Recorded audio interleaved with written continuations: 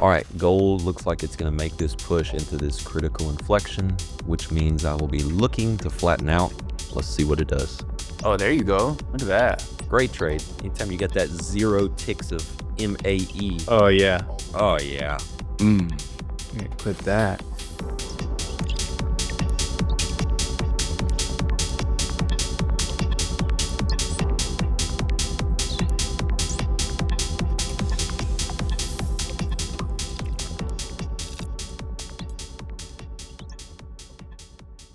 Good morning, boys. Buenos dias, caballeros. Hola. What are you looking at this morning, Merritt? Well, I'm long gold. I just picked a really, really good spot here, looking to at least come in and take out these little highs here. In fact, I'm having a little PTSD from prior times where I've been talking to you and not taking profits on a position. So let's toss in a little limit order so I can talk to you and focus. So we'll take those profits if we get that little stop run through those highs. So, gold is something we've talked about for weeks, man, right? It's been ripping higher, ripping higher, ripping higher. Everybody says, oh, Merritt, I wouldn't touch that. I wouldn't touch that. Well, guess what, guys? Parabolic moves are unsustainable. Yeah, it may have taken me 3 or 4 weeks of saying it, which is a long time, so I was kind of like a perma bear with it.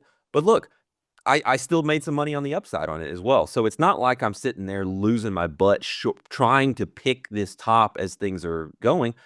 We talked about waiting for it to crack, waiting for it to show us, waiting for lower time frames to start to shift. And that's exactly what happened in gold. Massive, massive turnaround.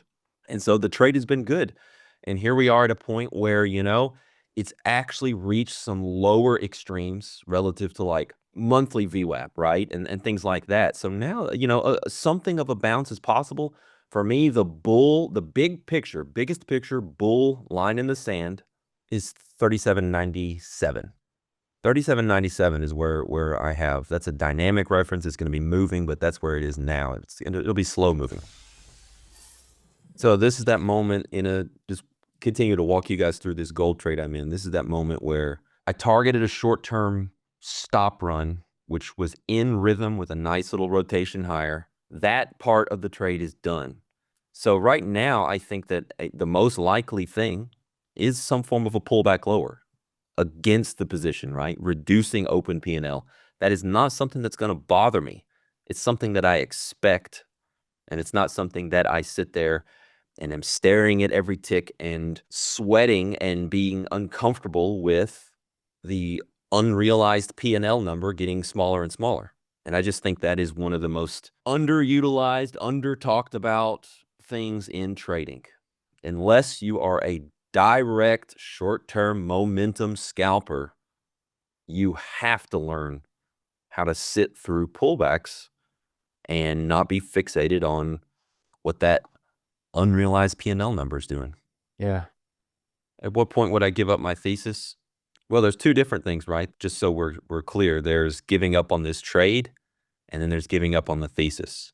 The trade, I've got to stop below the swing. I have placed a wager that I could apply analysis and skill and timing, right, to time up what might be, I have no clue, a substantial low. And if I have not done that, then I'll still make some money on this trade because of the scale out, but the trade will be over.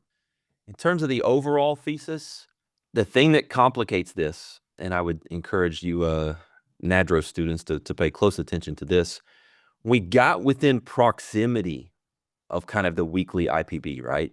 We got close enough to where if sellers really take control here and start pressing new lows and we're like imbalanced down again, I'm kind of actually at the point, because of that proximity to target, the thesis will most likely end at the same point here, which is rare for me, as where the stop is. I would assume weekly holding imbalance down, and that we are going, as I talked about it before the stream, or at the beginning of the stream with Credelli, that 37.97, right? That yearly type of inflection. But you know what? A lot of times the best trades are where this thing is kind of true that we're talking about here. Because why is that? It means you've got a great trade location Credelli talks about that all the time. How close can he get an entry to where the thesis is invalidated, right? That's what I call trade location. All right, gold looks like it's going to make this push into this critical inflection, which means I will be looking to flatten out. Let's see what it does. Oh, there you go. Look at that. You know how we do. That's where the action's at. I don't have any setup here. I think the best setup for me was at 9 a.m. on that pullback to 39.22. Flat. Great trade. Gotta love the anytime you get that 0 ticks of MAE. Oh, yeah. It's good stuff. Oh yeah. Yeah, clip that. I calculate my risk based on percentage of the account. The points that you risk will then be different across every trade. To me, that's not important. It's the percentage that I'm risking the account. If I'm risking 1%, that can be 5 points or that can be 20 points. Well, what changes are your contract size, whether you do 1 contract or 5 contracts to allocate for that risk that you're taking. What do you do, Merritt? Start with capital constraints, whether that's, whatever your risk of ruin is, whether that's personal account, prop firm risk limits, whatever it is. From there, come up with kind of a daily loss limit that you'd like to have. From there, how many attempts per day do you need, which gives you what I call an R value, a dollar amount that you want to risk per trade. And then for every trade that you take, size it appropriately to try to target that risk level for each trade. This presentation is for educational purposes only. All of the symbols, trading ideas, and live trading are for demonstrational purposes and are not recommendations or trading advice. Past performance may not be indicative of future results. All of the information and opinions expressed by third-party guests are their own and are not necessarily those of NinjaTrader, LLC. Trading futures involves substantial risk and may not be suitable for everyone, and trading futures can result in losses greater than the initial required margin. Traders should only trade futures with risk capital.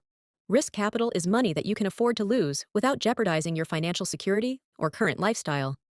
You can find additional disclosure information on the NinjaTrader website.